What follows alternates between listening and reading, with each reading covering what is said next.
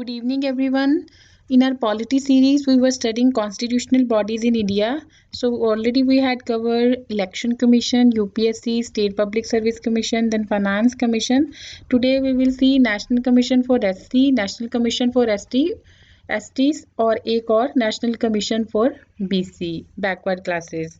So let's start with the national commission for SC and ST. इसको हम जो है इकट्ठे ही करेंगे क्योंकि इनके जो फंक्शन है वो सेम है और इनका जो स्ट्रक्चर है वो सेम है, अपॉइंटमेंट वो सारा कुछ सेम है. कुछ एडिशनल फंक्शन जो इनके अलग अलग है वो मैं आपको बताऊंगी, बाकी हम इसको साथ साथ ही करेंगे. So national commission for SC and ST ये कौन से आर्टिकल के अंदर आते हैं? ये आते हैं आर्टिकल 338A के अंदर. 338 के अंदर आता है हमारा SC और ST हमारा आता है 338 के अंदर. Lay down the provision for the establishment of National Commission for SC and ST respectively. देखो, जब हमारा ओरिजिनली कॉन्स्टिट्यूशन था उसके अंदर सिर्फ एक आर्टिकल था, आर्टिकल 338, जो ये प्रोवाइड करता था अपॉइंटमेंट ऑफ स्पेशल ऑफिसर, जिसको बोला गया था special officer for as a commissioner for schedule caste and schedule tribe. Schedule caste और शेड्यूल ट्राइब दोनों के जो भी प्रोविजंस थे कॉन्स्टिट्यूशन के अंदर, लीगल प्रोविजन देखने के लिए, वो सबके लिए एक जो है कॉमन जो ऑफिसर या कमिश्नर बना दिया था, commissioner for schedule caste and schedule tribes. लेकिन जो हमारे शेड्यूल ट्राइब हैं और शेड्यूल कास्ट हैं वो डिफरेंट है, जियोग्राफिकली भी और कल्चरली भी बहुत उनके डिफरेंसेस है. So it is necessary to note that SC are different from STs in term of their culture, tradition and other background element, because of which special attention was called for, resulting in the formation of constitutional body that will specifically focus on the scheduled tribe community in India. तो इसी वजह से जो है scheduled tribe community के लिए जो है एक अलग से बॉडी जो है वो बनाई गई. और फिर उसके बाद एक इम्पॉर्टेंट अमेंडमेंट जो है याद रखने वाली है, 89th अमेंडमेंट 2003, जिसके अंदर जो है ये national commission for SC and ST जो बनाया गया था उसको रिप्लेस करके दो कमीशन बना दिए 2004 में, नेशनल कमीशन फॉर SCs और national commission for schedule tribe. इसके लिए आर्टिकल आ गया 338 SC के लिए और ST के लिए आ गया 338A आ गया. और अभी आगे हम BC के लिए 338B भी पढ़ेंगे. फिलहाल आप जो है 338 और 338A को ही याद रखें फॉर SC एंड ST. दोनों की जो अगर हम स्ट्रक्चर की बात करें तो सेम है, SC का भी और ST का भी. इसका भी एक चेयरपर्सन है, एक वाइस चेयरपर्सन है, 3 other members which are appointed by president by warrant under his hand and seal. तो प्रेसिडेंट जो है इनको अपॉइंट करता है. दोनों के जो है फंक्शन की अगर हम बात करें तो दोनों के फंक्शन जो है काफ़ी हद तक जो सेम ही है, monitoring and investigating all issue concerning the safeguard provider for SC and ST under the constitution. जो हमारे कॉन्स्टिट्यूशन के अंदर जो सेफगार्ड दिए हैं SC और ST को, उसको देखना, इंक्वायरी करना, कंप्लेन वगैरह relating to the deprivation of the right and safeguard of the SC and ST's part in and out, और एडवाइजिंग द सेंट्रल और स्टेट गवर्नमेंट, और जो भी सेंट्रल स्टेट गवर्नमेंट है उसको एडवाइस करना शेड्यूल कास्ट और शेड्यूल टाइप के लिए, उनकी प्लानिंग, उनके सोशो इकोनॉमिक डेवलपमेंट, जो भी पॉलिसी वगैरह स्टेट और सेंट्रल गवर्नमेंट बनाएगी उनके लिए ये नेसेसरी है कि वो जो नेशनल कमीशन फॉर SC और ST है उसको जो है कंसल्ट किया जाए. अगर SC के लिए बना रही है कोई पॉलिसी तो नेशनल कमीशन फॉर SC को कंसल्ट किया जाए, अगर शेड्यूल टाइप के लिए बना रहे हैं तो शेड्यूल टाइप के लिए जो है उसको कंसल्ट किया जाए. और रेगुलर रिपोर्टिंग, इनको अपनी रिपोर्ट जो होती है दोनों जो है प्रेसिडेंट को एनुअली अपनी रिपोर्ट देते हैं. उससे पहले भी अगर देना चाहे तो ये लोग दे सकते हैं. फिर प्रेसिडेंट जो है वो रिपोर्ट जो पार्लियामेंट के अंदर लेके आएंगे और बताएंगे जो कमीशन की रिकमेंडेशन एक्सेप्ट करी है, जो नहीं करी, और फिर उनके रीज़न क्या क्या है.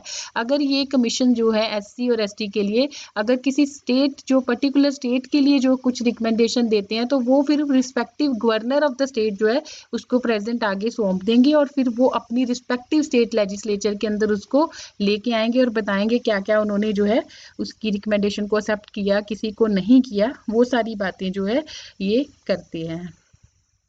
और एडिशनल फंक्शन ये है कि जो हमारी national commission for schedule cast है, जो फंक्शन हमने देखा था SC और ST के लिए, उसी से रिलेटेड जो एंग्लो इंडियन कम्युनिटी है इंडिया के अंदर, उसके लिए भी यही है national commission for schedule cast. वो सारी जो है एंग्लो इंडियंस की कंप्लेन, उनकी प्रॉब्लम, उनके जो लीगल राइट्स हैं, जहाँ उनके कॉन्स्टिट्यूशनल जो प्रोविज़न उनके लिए दे रखे हैं, वो भी जो है national commission for schedule cast जो है वही देखते हैं और रिपोर्ट करते हैं प्रेसिडेंट को इस कम्युनिटी के बारे में भी। और 2018 तक क्या होता था, 2018 तक तो जो हमारी अदर बैकवर्ड क्लासेस होती थी उसके लिए भी जो है हमारे नेशनल कमीशन फॉर SC जो है शेड्यूल कास्ट, वही जो है ये देखते थे। लेकिन 2018 में क्या हुआ था, 2018 में एक बहुत इंपॉर्टेंट अमेंडमेंट हुई थी। It is very important amendment, बहुत ज़्यादा न्यूज़ में रही है ये, आगे हम डिटेल में करेंगे। इससे जो है एक हमारे national commission for backward classes जो है वो बनाए थे, कॉन्स्टिट्यूशनल स्टेटस दी है उनको, ऑलरेडी थे वो, उसको ये कॉन्स्टिट्यूशन स्टेटस दे दी थी, तो फिर ये वाला फंक्शन से इसको रिलीव कर दिया गया था। और जो हमारे national commission for schedule tribe है, बाकी इन दोनों के फंक्शन सेम ही है, वही सारी चीज़ देखनी। लेकिन जो शेड्यूल ट्राइब है, हमने देखा कि शेड्यूल ट्राइब शेड्यूल कास्ट से बहुत डिफरेंट है, ज्योग्राफिकली भी और कल्चरली भी जो है ये बहुत इनका फ़र्क है। तो इनके क्या क्या एडिशनल फंक्शन है, जो हमारे शेड्यूल ट्राइब होते हैं उनका कल्चर वगैरह अलग होता है, उनका रहने का तरीका ये सब अलग है। तो जो ट्राइबल एरिया के अंदर जो माइनर फॉरेस्ट प्रोड्यूस होते हैं, उनके बारे में देखना जाके कि क्या क्या उनके जो राइट्स हैं वो सब देखना, जहाँ मिनरल्स वगैरह, resources, water resources, tribal community के जो भी सेफ गार्ड दिए हैं उन सबको जो देखना, मेक श्योर करना कि हाँ ठीक हो रहा है ये सब। और कुछ जो ट्राइबल कम्युनिटी को डिस्प्लेस किया जाता है due to some developmental work, उनको प्रॉपर रिहैबिलिटेशन हो रहा है, उनकी लाइवलीहुड वगैरह जो है वो कैसी चल रही है। और जो हमारा एक पीसा एक्ट है Panchayati Raj extension to the tribal area, वो देखना कि अच्छे से वो वहाँ पे इम्प्लीमेंट हो रहा है। ये सारी चीज़ें जो है एडिशनल फंक्शन जो है वो national commission for schedule type. बाकी इनके दोनों के सेम ही फंक्शन है, सेम स्ट्रक्चर है, दोनों जो ऐसे सिविल कोर्ट की तरह जो है काम करती है। अगर कोई ये अपनी कंप्लेंट दे रही है, जैसे national commission for schedule cast से रिलेटेड कोई कंप्लेंट, कोई मैटर जो है, तो एज ए सिविल कोर्ट की तरह ये काम करती है। और ये जो शेड्यूल टाइप के लिए किसी की अटेंडेंस करवानी है वो उसको कर सकते हैं, किसी को भी सम्मन कर सकते हैं, इन्फोर्स कर सकते हैं, रिक्वायरिंग द डिस्कवरी और प्रोडक्शन ऑफ एनी डॉक्यूमेंट। तो ये सब है national commission for schedule caste और शेड्यूल ट्राइब। आर्टिकल कौन कौन से इंपॉर्टेंट है, 338, 338A। और प्रेसिडेंट अपॉइंट करते हैं, प्रेसिडेंट को ही जो अपनी रिपोर्ट देते हैं, एनुअली भी देते हैं, उससे पहले भी देना चाहें तो दे सकते हैं।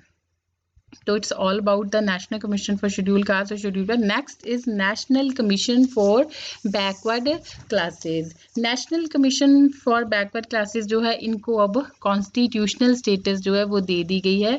102nd constitutional amendment, very important, ये करंट है, बहुत ज़्यादा करंट में था ये टॉपिक, हम जो है इसलिए करंट का भी साथ साथ ही करेंगे।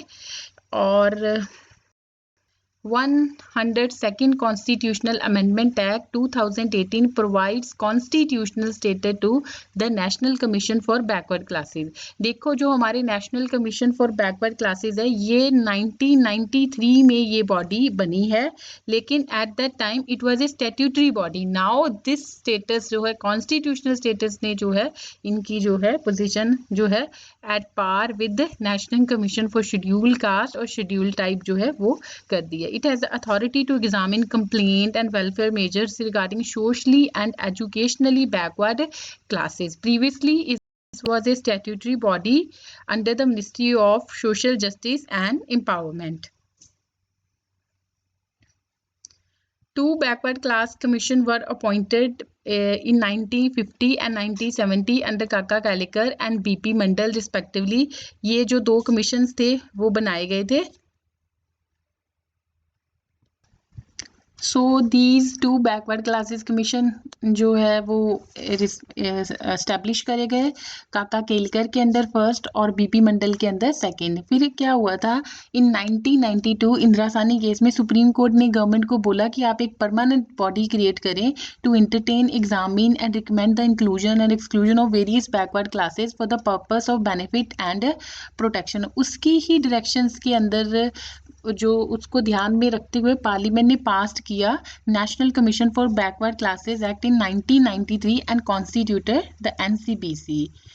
तो फिर जो है एनसीबीसी बना, इसके 5 मेंबर है। सिमिलरली लाइक जैसे national commission of schedule caste के 5 मेंबर थे, चेयरपर्सन, वाइस चेयरपर्सन और 3 अदर पर्सन, और उसको प्रेसिडेंट जो है वो अपॉइंट करते हैं। और इनकी जो सर्विस की जो कंडीशन है, टेन्योर वगैरह है, वो सारा प्रेसिडेंट ही देखते हैं, जैसे NCBC national commission for schedule caste और शेड्यूल ट्राइब का था। और इसके अंदर जो है ये बहुत इंपॉर्टेंट है कि 102nd अमेंडमेंट ने 2 आर्टिकल इंसर्टेड किए हैं, 338B और 342A। ये बहुत इंपॉर्टेंट है। एक आर्टिकल और आप ध्यान में रखें, आर्टिकल 340, जो ये कहता है कि जो socially and educationally backward classes है उसके बारे में ये बात करता है, आर्टिकल 340।